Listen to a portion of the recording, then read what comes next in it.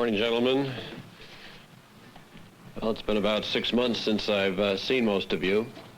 And before we get on with the showy part of the show, which Harry was just talking about, I want to take a few minutes to get into some of the conceptual parts of the company and some of the directional forces in the company, so that while you're out there producing the dollars that is the company, you will have a deeper understanding for where we as a management group and as a marketing group believe that we are going next year, the year after, and further on down the road.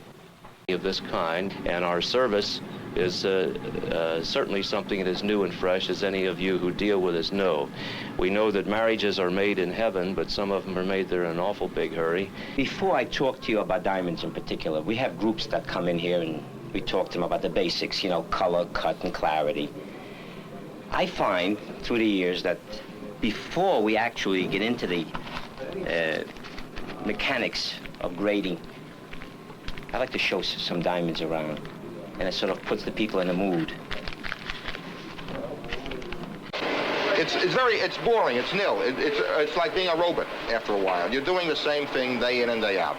I mean, the styles may change with the seasons.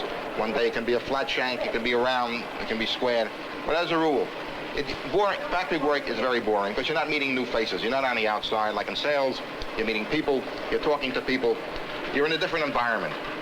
This environment is a down environment to my expectation. I'm not saying that people work here don't have the ability of the people on the outside, but more or less they've fallen into a groove and they're stuck at it. And the problem is today, they get old too fast and smart too late. And by the time you wise up to what the situation is, you're an old man.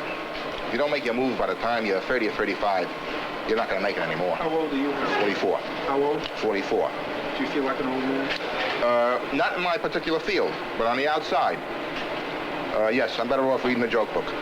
Now, a word about ourselves, and whether you're a customer or not, we have the same kind of welcome for everybody.